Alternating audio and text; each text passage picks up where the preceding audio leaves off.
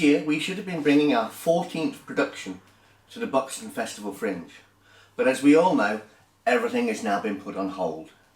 So what we thought we would do is to use this opportunity to give you an insight into some of the other things that we get up to during the year when we're not with you in Buxton.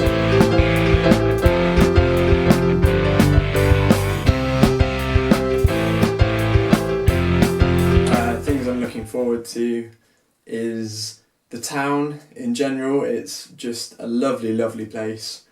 And as previously mentioned, with Buxton Fringe, because it's quite a more condensed festival than some of your other arts festivals, if you do go and see a lot of shows and give support to other groups, they'll always give the same back, and you meet some incredible people, and it's nice returning after being there previously, because there's always friendly faces, familiar faces, and yeah, it kind of feels like even though there's been a year or however long between the last time you were there and going back, it always just feels the same, and I think you feel right at home instantly.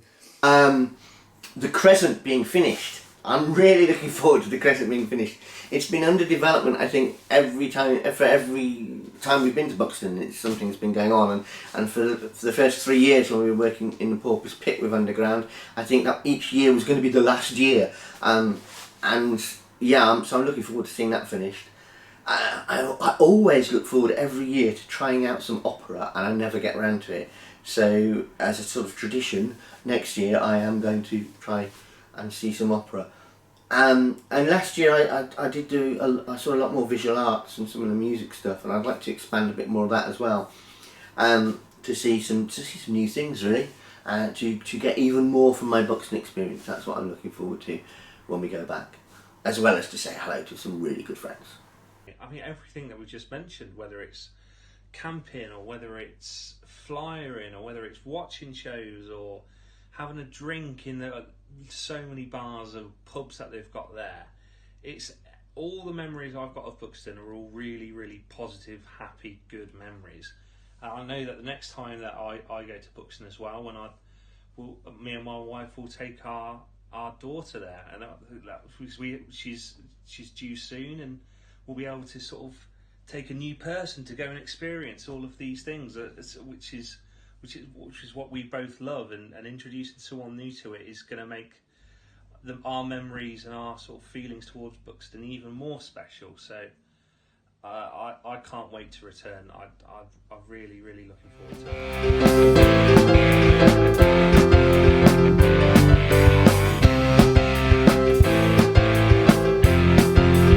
Every January we take over the Abbey Theatre in Nuneaton for 3 weeks.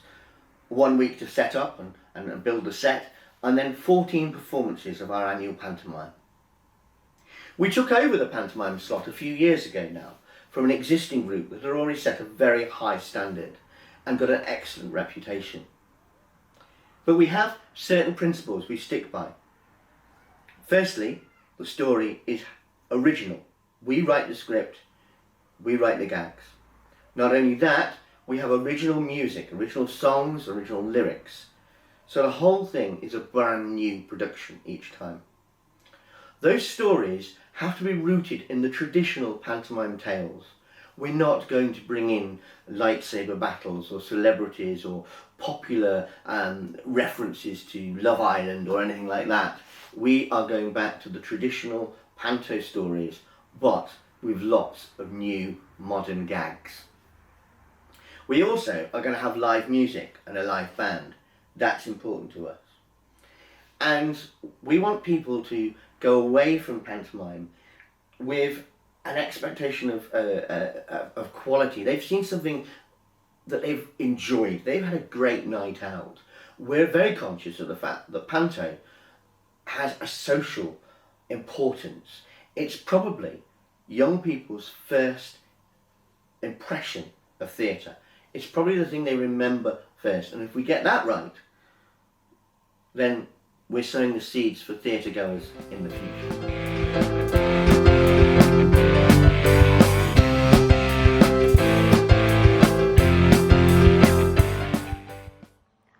always loved Panto. Every year as a kid we used to go as a family and watch it, and then some 20 years later I performed in my first Panto and spent the next 13 years playing the Silly Billy role and loved every second of it. But then when circumstances changed and Sudden Impulse took over the Panto mantle, Simon asked me if I'd be the Dame. Now, having been a lover of Panto, I kind of understood the enormity of the task. It's quite easy to think that it's just some silly looking guy in a wig and a dress, and in the main you'd probably be right, but despite all of her phenomenal character flaws, she's got to be universally loved and laughed at by everybody, right from grandma down to little 5-year-old Molly, who might be the first time she's ever stepped foot in the theatre. She's got to invoke complex emotions from the audience, such as sympathy. Hey, but you know, he's all I've got left in this world ever since his father left us. Oh my God, you're all out, you lot, aren't you? I said ever since his father left us. See, you can do it if you try. Trepidation. Are you making it all up? No, Mummy, you bunch of fibers. No, Mummy's wasted. You are. Wishy, have a look round your side, will you, sunshine? Yes, round it. We'll look round here next time. Have another look. Mummy! Hello! Is there a mummy? Mummy! Mummy's there. And with the help of a trusty idiot son companion, a lot of laughs.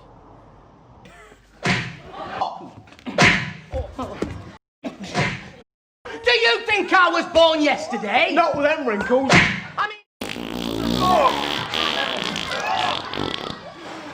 And of course to convey some of the more complex and sophisticated plot. Why cry? Coochie, Coochie, coo. What's his little darling called? Oh, that little darling on the end there, she is called Brooke, yes. She was named that, right, because they had one of those underwater birds. Really? How did it go? Well, it all went swimmingly, yes. But the manager of the Pingles was not best pleased. And this little darling? That little darling there, she is called Petal. Yes, she was named that, right, because when she was born, a petal fell from the stars and landed on her forehead. Oh, how lovely. And this little cherub? Oh, this little cherub here, she is called Raindrop. Yes. She was named that, right, because when she was born, a raindrop fell from the stars and landed on her forehead. Oh, my goodness. What's this one called? Breeze block.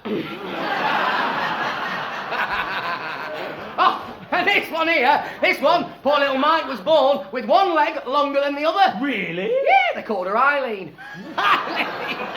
It must be so difficult naming your children. Oh, it is. I mean, you take this little mite on the end, dear you. Her parents had such a time naming her that in the end, they decided to toss for it. Really? What did they call her then? Tails. It's an extremely rewarding role. I love every year and the 2-week run of the show, and I'm certainly looking forward to stepping back into the boots and donning the wig for our next production of Robinson Crusoe.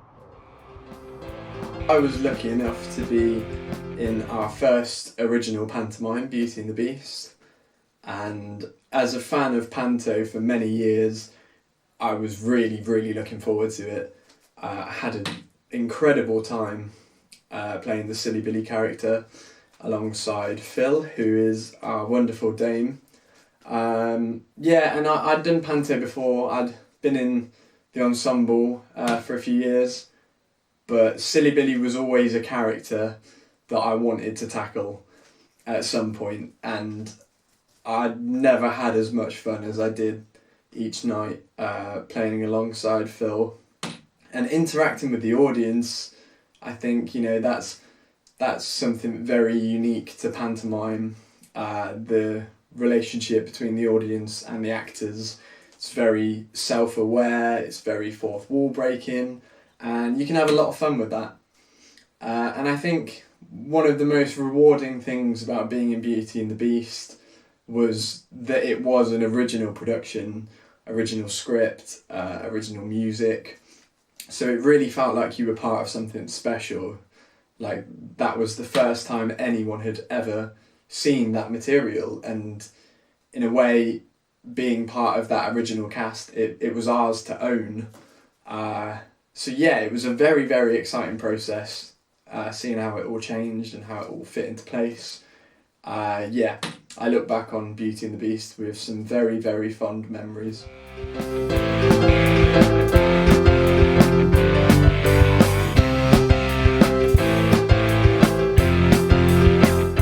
When we get into the full swing of things, rehearsals are 3 times a week. So it's just for the dancers on Sunday, and they'll have an hour or so slot on a Sunday morning. Yeah, every Sunday morning for me, I'm there at about latest 9:30 for a few hours with 50 dancers, which means you have to be sensible when it comes to your social life, because I have done that rehearsal with a hangover. It isn't fun, so we live and learn, because they can tell when you're not on it, the little ones. You don't want that. And then we do Monday nights and Wednesday nights. So at the beginning, Wednesday nights are music nights. So that is where for the first few weeks, everybody is there learning all of the songs that they're going to be in and that they need to learn. Then the children are cut away for a few weeks. So it just focuses, Monday night is principal rehearsal, so that's script. And then Wednesday night, we carry on the music with all the older ones that are in the full show, and dancing for the principals and ensemble. And they are genuinely some of the funniest rehearsals I've ever been a part of.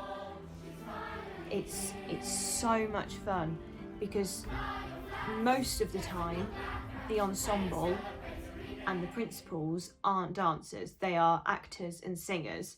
You know, they can pretty much most of the time always move, but they are not trained dancers. So we just have such a laugh. And I will be the first one to hold my hands up and say, I don't choreograph easy. I don't make it hard for the sake of being hard, but I always think from the audience's perspective, I want it to look exciting and interesting. And I also want it to be a bit of a challenge for them, because just doing a grapevine over and over again in a box step, it just gets boring. I'm not getting them doing like triple pirouettes or anything horrendous like that, but so you've got to find a balance. But you know, it can be very funny, but it's really rewarding because they do work so hard to make sure they get it. And I love that because I think that just shows like the passion and the love for what we do and the drive within our theatre company, because they want this panto to be the best that it possibly can be, and they want to be the best in that. So that's always, I'm always, you know, standing there like quite strict, like, you know, let's get on with this, but I'm sort of standing there really proud thinking, oh, this is wonderful to be a part of. And then we get to November, middle of November, and everything comes back together. So the kids are split into 2 teams. We've got Team A and Team B. So Team A come on a Monday night, Team B are on a Wednesday night, and you know, Sunday rehearsals stop at the end of November because everything's choreographed then. And then you've got the seniors and the ensemble and the principals on both nights, and that is then just putting everything together, which is terrifying because when you've been doing it all separately in their separate classes and separate rehearsals, and then you get to that moment where you've got to see if it all works, the massive opening number where like pretty much everyone's in it, and you think, oh god, is this all gonna work? So I like patterns and things like that, and it's but it does, and that's when it starts getting really exciting.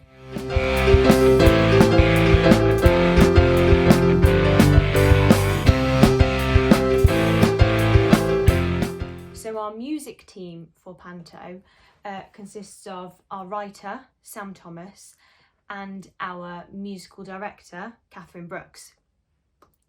So we are slightly different to quite a lot of pantomimes. I know some do this, but I know a lot don't. We have our own original music written, which in a way is a little bit more like a musical, because a lot of people use pop songs and songs from musicals and Disney, and then we'll just slightly change the lyrics to suit the scenario at that moment in the panto better. We don't. So we hired a musician, so in this case Sam Thomas, and he writes all original music tailored for us and that script and our panto, and it's so much fun, because most of the time I'm the first person to hear the music, so when I get that Dropbox link sent, I'm always like, woo, because I'm the first person to hear this original music that we're going to be working with for the next few months, and it's always brilliant. He just writes music that is so fun, so cheery, very panto-esque, and he writes a great baddie song, and then he always writes us a comedy number for like the Dame and the Silly Billy, or the Dame's love interest.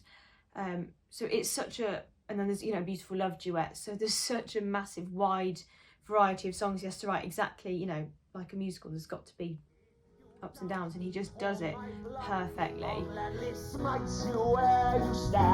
Cause I'm a wild card, sort of underdog who always ends up with the upper hand. I'm not like all the other villains you love to hate.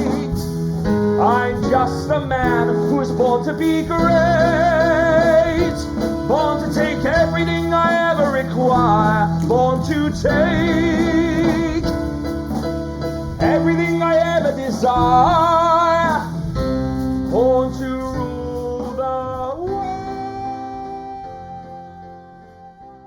Catherine, our wonderful musical director, who puts up with so much from me,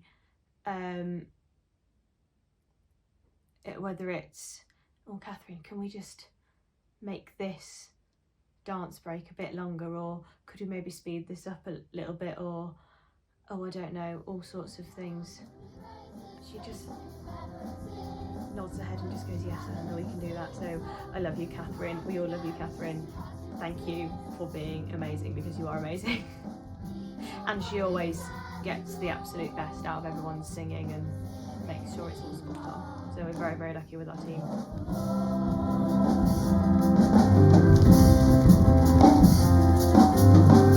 Take one look around, I see the breeze going down. We know that you'll be letting all.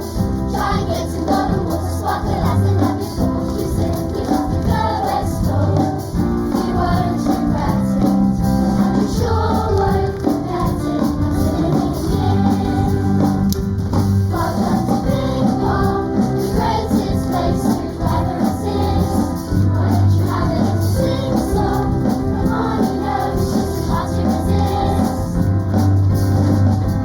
Leave your worries at the door. Let's hear it, Big Pond. We hope you enjoyed looking at that little insight into some of the things that we get up to during the year when we're not at Buxton. And if you did, then there's more available.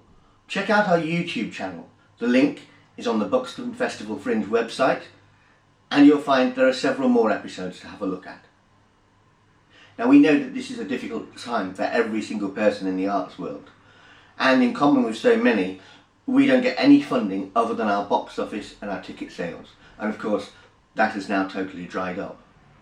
If you do feel that you are able to give a donation of any sort, then it would be much appreciated, and it will help us continue our valuable work. The link to our GoFundMe page is available on the Buxton Festival Fringe website next to our entry. It's also available on our own website, www.suddenimpulse.co.uk, when you can find many other things that we get up to and our show archive. Thanks for watching, and we hope to see you again soon, outside the old clubhouse, enjoying a pint in the sunshine, July 2021. Thank you.